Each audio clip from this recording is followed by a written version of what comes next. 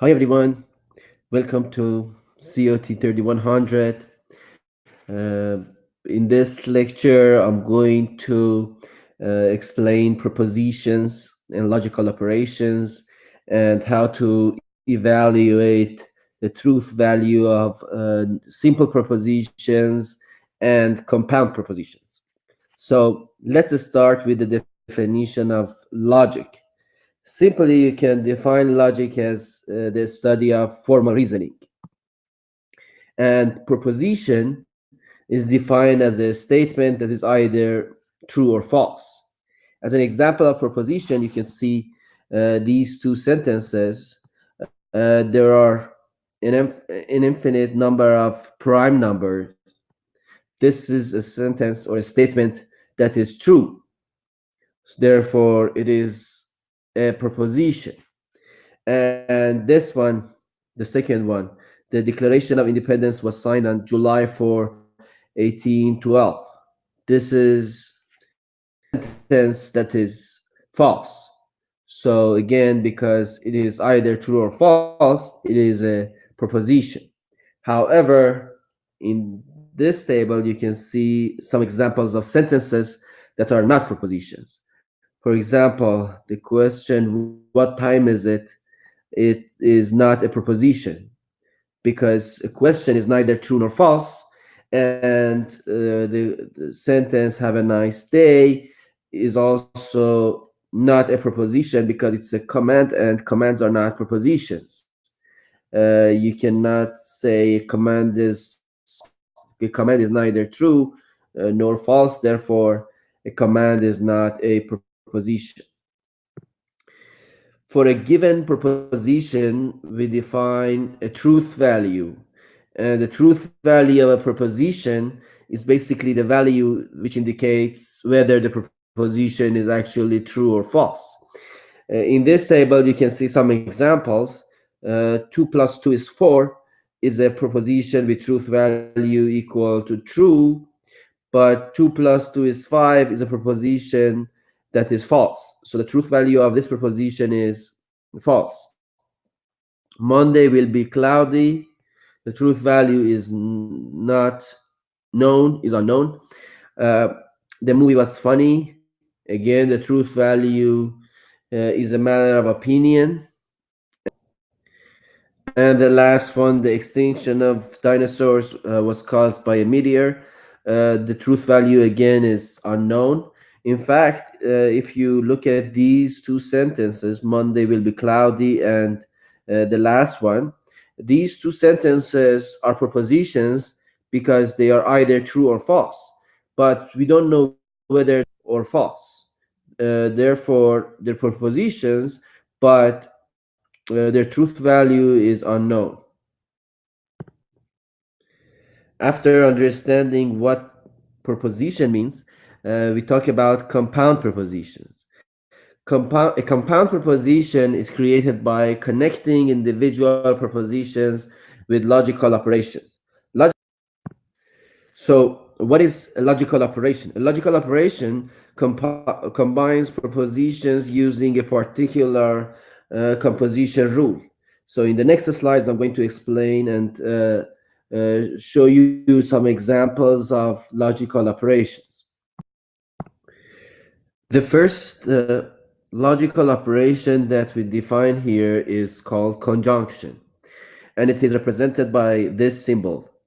The proposition P and Q, uh, this is how you read the compound proposition, is called the conjunction of P and Q. So if P and Q are two individual propositions, the conjunction of these two propositions is called the uh, compound proposition, which is the conjunction of P and Q. So this compound proposition has a different truth value than P or Q. So we have to see how the truth value of P and Q looks like. To understand the truth value of P and Q, we need a representation which we call a truth table. A truth table shows the truth value of a compound proposition for every possible combination of truth values for the variables contained in the compound proposition. For example, in this compound proposition P and Q, we have two single propositions P and Q. So P and Q, they have a total of four different combinations for the truth values. P can be either true or false, and Q can be either true or false. Combination, when you look at P and Q at the same time, they can be both true, or P can be true, Q can be false, P can be false, Q can be true, and finally they both can be false. So there are four different cases in which P and Q can get different combination of truth values. For each one of these four cases, we need to know what the value of the compound proposition P and Q, which is the conjunction of P and Q, looks like. So for the first case, when both P and Q are true, the conjunction of P and Q is true.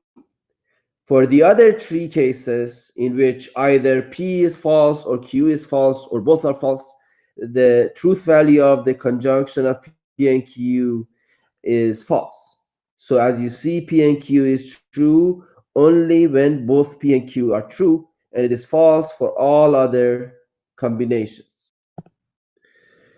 In order to express a conjunction in English, we have different ways to do it. So one way to express a conjunction in English is to use the word and between two propositions. For example, let P be a proposition like Sam is poor, and H be another proposition like he is happy. So P means Sam is poor, H means Sam is happy. So when we say Sam is poor and he is happy, this is the conjunction of P and H. Another way to express the conjunction in English is P but H. So you first say Sam is poor, and then you use the word but, and then you use he's happy. So Sam is poor, but he's happy. Another way of expressing a conjunction is despite the fact that P, comma H. For example, despite the fact that Sam is poor, he is happy. And then the last one here, although P, comma H. Although Sam is poor, he is happy. So as you see, there are at least four different ways to express the conjunction P and H. So this is this was the first logical operation that we explained. The second logical operation that we see here is called disjunction. Disjunction is represented in this way, and the proposition P or Q is called the disjunction of P and Q. This is the symbol that we use for the disjunction operation.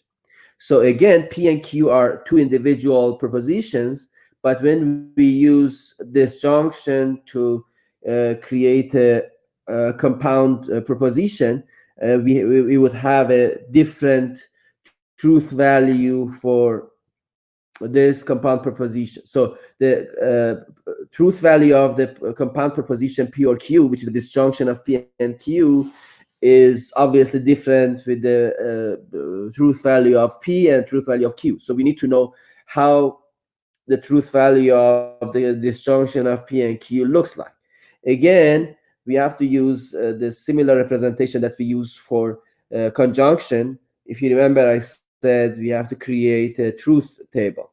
This is a truth table. Again, it has a number of columns, in this case 3, and a number of rows, in this case 4. Why do we have 4 different rows? Because as I said before, we have 2 different propositions in this compound proposition. And each proposition can get the truth value of either true or false. So each proposition has two different truth values. So when we look at the two propositions at the same time, there are uh, four different combination of truth values of P and Q. The first one is when both P and Q are true. The second one is when P is true but Q is false. The third one is when P is false but Q is true. And the last one is when both P and Q are false. The truth value of the disjunction of P and Q is true when both P and Q are true. It's true when P is true but Q is false. Is true when P is false but Q is true. The only time that the compound proposition P or Q is false is when both P and Q are false. So as you see in this sentence, P or Q is true when either P or Q is true. P or Q is false only when P and Q are both false at the same time. Another logical operation is exclusive OR. The exclusive OR of two single propositions like P and Q evaluates to true when P is true and Q is false, or when Q is true and P is false. So the exclusive OR of two propositions is true if and only if only one of the propositions are true. So if P is true and Q is true at the same time, the exclusive OR of P and Q is false. And if both P and Q are false, then the exclusive OR of P and Q would be false. The only times that the exclusive OR of P and Q is true is when P is true, Q is false, or P is false, Q is true. So as you see, the exclusive OR is different from this junction that we just saw. In fact, they call this junction as an inclusive OR, and exclusive OR is exclusive OR. So why do we call disjunction inclusive OR? Because the disjunction of P and Q is true when both P and Q are true. But here in exclusive OR, the exclusive OR of P and Q is false when both P and Q are true at the same time. So that is the difference between inclusive or disjunction and exclusive OR that we just saw. The other uh, logical operation is negation. We can use negation to create a compound statement or a compound proposition. The negation operation acts on just one proposition. So negation operation has only one operand, but disjunction, exclusive OR, and conjunction that we saw initially, they all have two different operands, which means that they all act on two propositions. But negation acts on just one proposition. As an example, if you know algebra, plus and minus and multiplication, these are all operations that work on two different numbers. But factorial operator is an operator that only works on one number or acts on one single number. Negation is also this similar to factorial in algebra, and it acts on just one proposition and has the effect of reversing the truth value of the proposition. So for example, if the proposition is true, the negation of the proposition becomes false. If the proposition is false, the negation of proposition becomes true. So here is a simple truth table for representing the truth value of negation operation. As you see, P can be either true or false, but if P is true, negation of P becomes false. If P is false, the negation of P becomes true. The reason that we have only two different rows in this truth table, but we had four different rows in the previous truth tables, is because in this particular truth table, we are going to show you the truth values of not P, which is the negation of P. So this compound proposition contains only one single proposition, which is P. And P alone can have only two different truth values, true or false. That's why we only need two rows, sorry, for this truth table. But in the previous ones, for example, for disjunction, we needed four different rows because we had two different propositions, P and Q, and each one of them can have two different truth values. Therefore, in combination, they have a total of four truth values. In the first row, we had when both P and Q are true. In the second row, we had P is true, Q is false. Then P is false, Q is true. And finally, we had the case when both P and Q were false. But in this case, the truth table is much smaller, as you see. It has only two rows. So an application of using compound propositions can be seen when we are doing search in the web. So, for example, if you are looking for for both words, college and university, you can write college or university. It means that you're interested in both topics. That's why you're using disjunction. But sometimes you say, I want dogs and fleas, which means that you're interested on those web pages that contain both dog and fleas, not only one of them. You need both of them at the same time. That's why you're using and, which is similar to conjunction.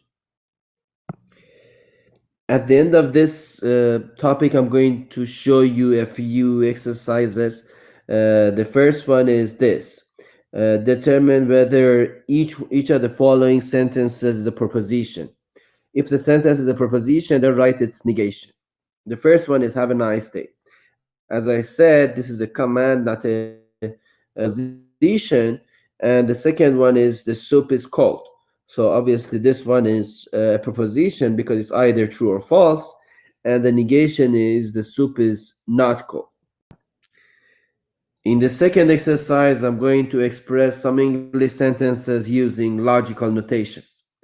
So assume that T represents this single proposition, this simple proposition.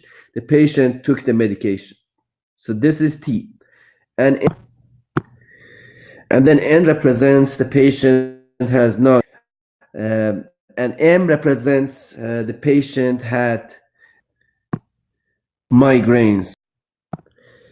So now the question is how to represent the compound proposition, the patient had nausea and migraines. To do this, we can simply use the operation of conjunction N conjunction M. So it would be the conjunction of N and M because N represents when the patient had nausea, and then M represents the patient had migraines. So it would be conjunction of N and M. The second part of this exercise is the patient took the medication but still had migraines. Again, it would be a conjunction, but this time is between T and M.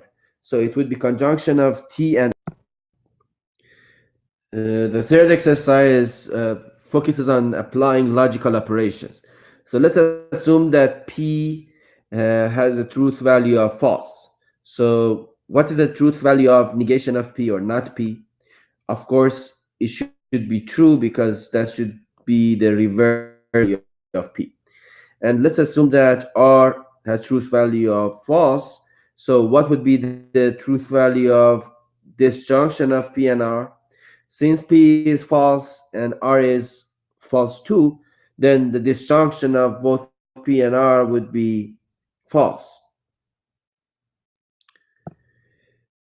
The fourth exercise is for us to difference between inclusive or and exclusive or. So in the first part, look at this example. February has 31, or the number 5 is an integer. If or represents the inclusive or, then the truth value of this sentence is because although February doesn't have 31 days, but number 5 is an integer, so one of them is true, therefore inclusive or results in the true value. Same for exclusive or.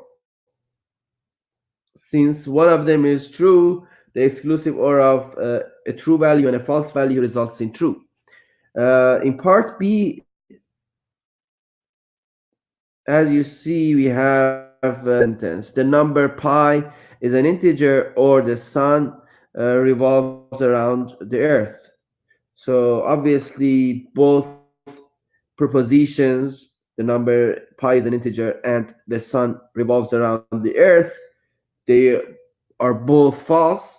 Therefore, uh, both the inclusive or and exclusive or results in false. As another example, let's assume that we had the number pi is not an integer, or the sun does not revolve around the earth. If we had this situation, then both propositions would be true because the number pi is not an integer and the sun does not revolve around the earth. So the inclusive or would result in false, but exclusive or of two true propositions would be true. So that would be an example in which you could see the difference between the difference between the exclusive or an inclusive or. If you want to know, if you want to see more examples in this exercise, you can take a look at your Zybook. In the second section of first chapter, we talk about how to evaluate compound propositions. So, as you remember, we talked about different logical operations in the first section, but the three most important ones were negation, conjunction, and disjunction. If we assume that there is no parentheses in a compound proposition, then you have to have some priority for each of these operations. If there is no parentheses, then negation priority, then conjunction has the higher priority than disjunction. This is similar to what we have in algebra. For example, if you have uh, you have a algebraic expression, for example 2 plus 3 times 4, and there would be no parentheses in the expression, then you have to do multiplication first, then you have to do addition, because multiplication has a higher priority than addition. Here also, for logical operations, we have similar priority of negation is the highest, priority of disjunction is lower than both conjunction and negation. So let's take a look at an example of how to evaluate the truth value of a compound statement. Let's assume that P is a proposition with true value, and then Q is a proposition with false value, and then R is a proposition with true value. And let's assume that we are interested in calculating this compound statement. So as you see, we have a parentheses here. Inside the parentheses, we have this junction of Q and R, and then we have a negation over the parentheses, and then P. At the outermost operation, we have conjunction of P and this negation of Q or R. So to calculate the truth value of this compound proposition, we start with the innermost operation. In this case, the innermost operation is the disjunction inside parentheses. So we know that Q is false and R is true. So false or true the disjunction of false and true would be true by the definition of disjunction. And then negation of true is false. And finally, when we have conjunction of P and the negation, since P is and the negation is false, so the conjunction of a true and false should be false by the definition of conjunction. So the truth value of the whole compound statement is false. So let's assume that you're asked to find a truth table for a big compound statement, compound proposition like this, which includes three different variables.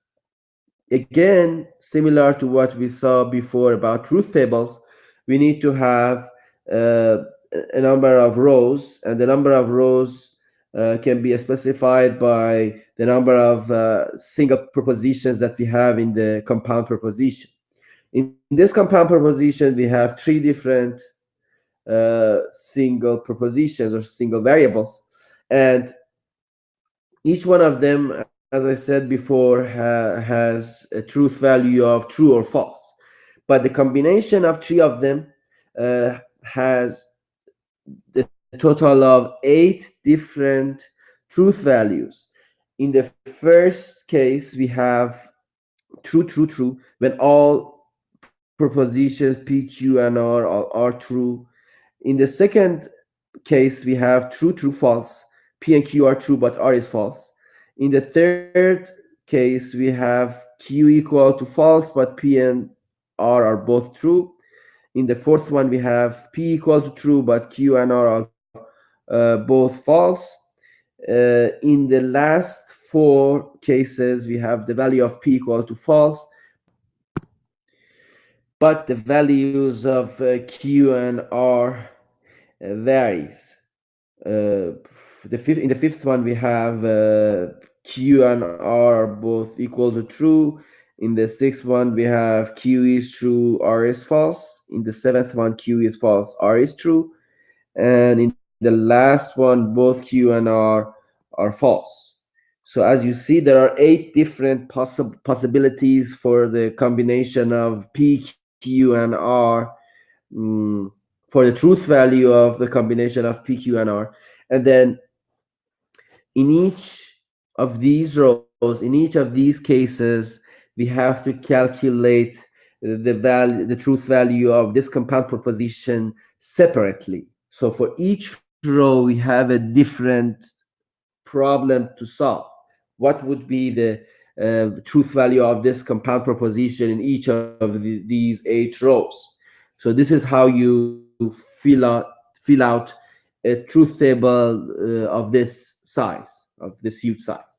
And then, since we have different or more than one um, logical operations, we have to have some intermediate columns. So we have negation, we have disjunction, and we have conjunction. So we should have, 3 columns in total, but we should have 2 intermediate columns.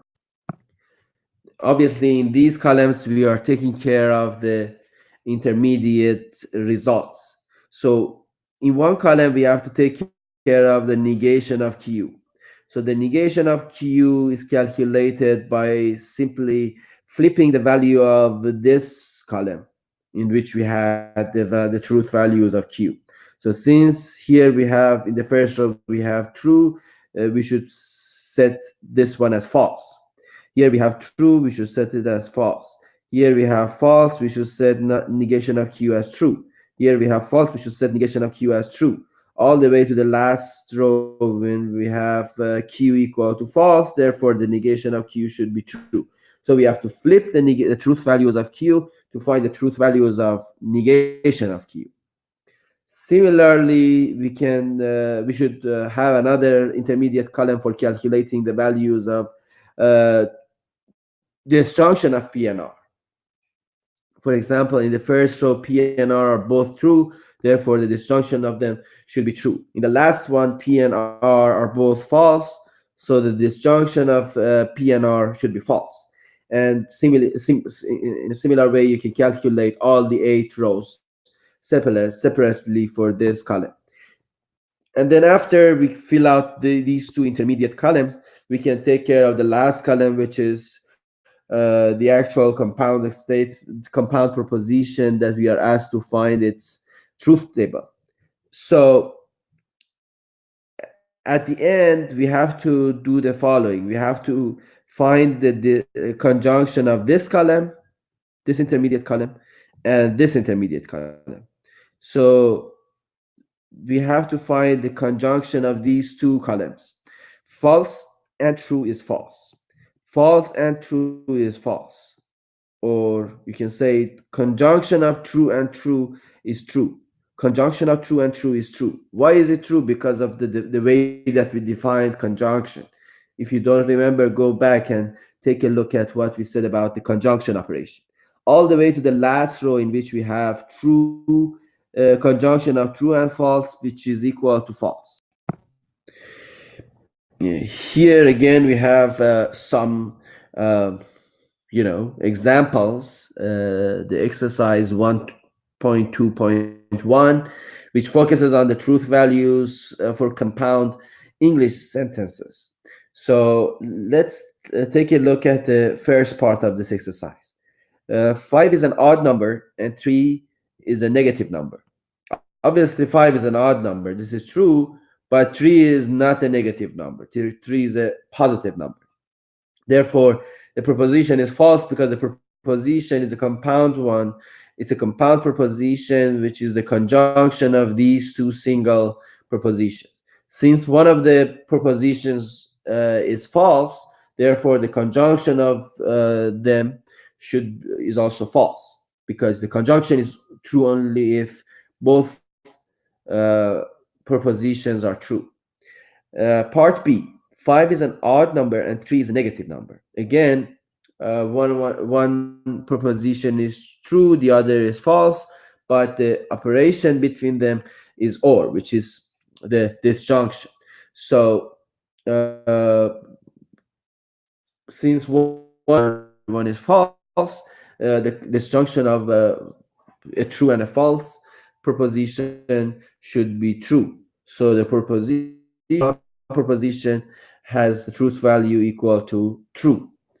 In the other exercise, we focus on translating English statements into logic.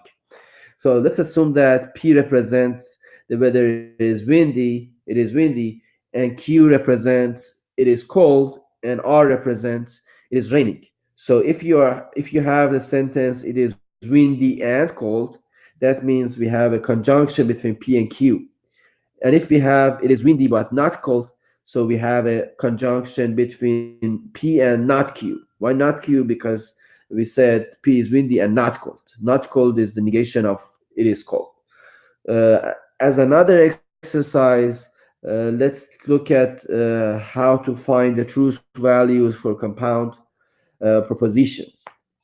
Let's assume that P, Q, and S represent different propositions such that the truth value of P is true, the truth value of Q is true, and the truth value of S is false.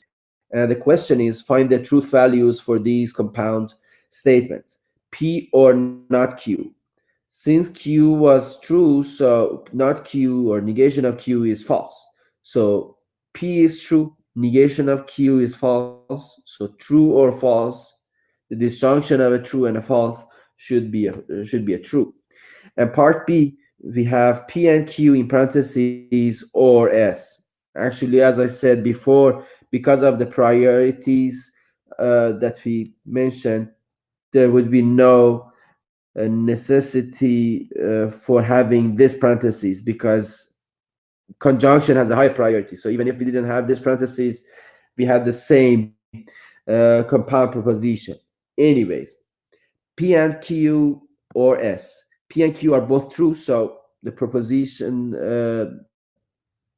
inside parentheses has the truth value equal to true because the conjunction of true and true is true, and then S is false. So the disjunction between true is obviously true because, as I said, disjunction of two propositions is false only if both of them are false.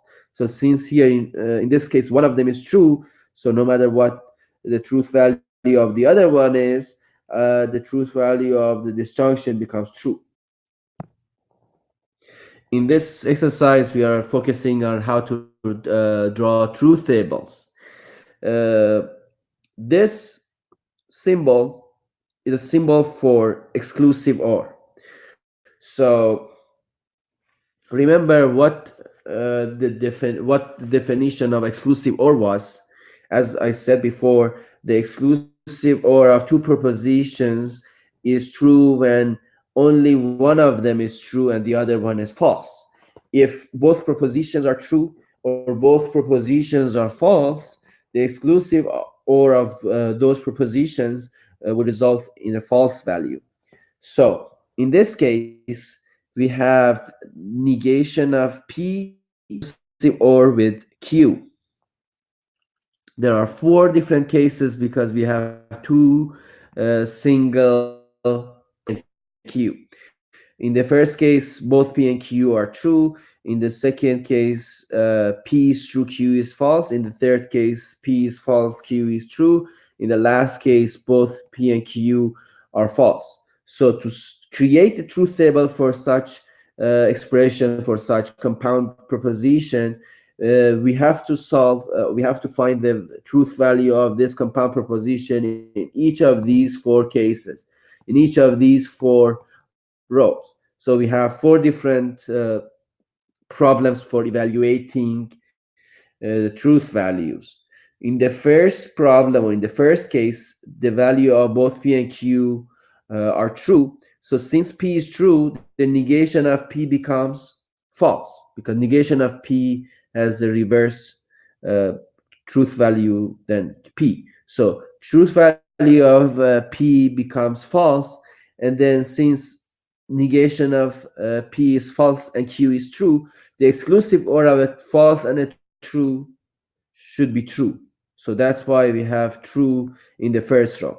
In the second row, P is true, Q is false. Since P is true, negation of P is false. And negation of P is false, Q is false. Since we have both falses, the exclusive OR of two false propositions would result in the value of false. In the third case, P is false, but Q is true. Since P is false, negation of P becomes true. And since negation of P is true and Q is true, their exclusive OR would result in false because, as I said, in exclusive OR, if the truth value of both propositions are true, then the truth value of the exclusive OR would be false. In the last case, when both P and Q are false, negation of P becomes true, but since Q is false, the exclusive OR of negation of P and Q would be true. So this is how the final result looks like. In part B, we have negation of the disjunction of P and Q.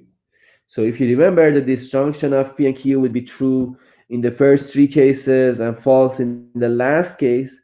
Therefore, the negation of disjunction has the opposite truth values. In the first three rows, we have false values. In the last row, we have true values. Finally, let's look at the exercise 1.2.5 and 1.2.7. In exercise 125, you are asked to translate compound propositions into English sentences. So let's assume that P represents the proposition I'm going to a movie tonight, and Q represents the proposition of I'm going to the party tonight. So not P can be translated as I'm not going to a movie tonight, because P means I'm going to a movie, so not P, or negation of P means I'm not going to a movie tonight. And the conjunction of P and Q means I'm going to a movie and the party tonight. So it means that I'm going to both movie and party. In exercise 1.2.7, we have to do the exact opposite. We have to uh, translate or express a set of conditions using logical operations. So we have to convert an English sentence to a to a logical format, to a compound proposition, to a formal compound proposition. So let's assume that B represents this proposition. Applicant presents a birth certificate. D represents applicant presents a driver's license. M represents applicant presents a marriage license. So in the first part of this exercise, this sentence is mentioned. The applicant must present either a birth certificate, a driver's license, or a marriage license. So this we have a disjunction of B, D, and M. Obviously, as I said before, acts on two propositions at the same time. So when we write B or D or M, it means that we can, for example, apply the disjunction on B and D first, and then the result one of the two propositions that the second disjunction would act on it. So the second proposition, the second disjunction will apply on B or D, which is the result of the disjunction of B and D, and M as the second operand of the disjunction. The second part of this exercise is the applicant must present at least two of the following forms of identification: birth certificate, driver's license, marriage license.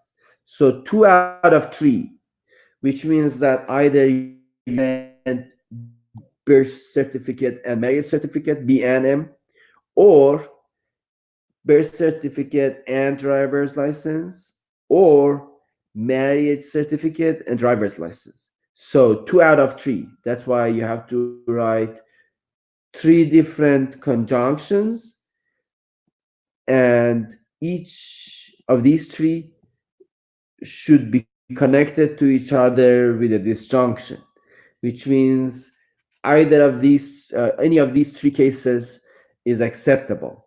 Any 2 out of 3 forms of identification is acceptable. So this is a little bit hard. You can just go over it yourself and you'll figure it out yourself. And the last one uh, the last exercise is this: give a logical expression with variable and R that is true if P and Q are false, and R is true and is otherwise false. So the goal is to come up with a compound proposition that is true if P and Q are false and R is true, and it is otherwise false. So we are looking for a proposition that is true if P and Q are both false at the same time and R is true at the same time. So R should be true and P and Q should be false, and they all should happen at the same time. So we have to use conjunction between 3 different conditions. Conjunction of not P, because we want P to be false, so we have to use negation of P. Not Q, because we want Q to be false, not true. And R itself, not the negation of R, because we want R to be true. And then when you use a conjunction between these 3, it means that you want all of these 3 conditions to be true at the same time. So that's why this logical expression or this compound proposition shows the one that we were looking for. If you are suspicious about this answer, you can basically create the truth table for this and see whether I am right or not. So if you draw the truth table for this compound proposition, you see that only 1 out of 8 rows in the truth table is true, and all other 7 rows in the truth table would result in false value.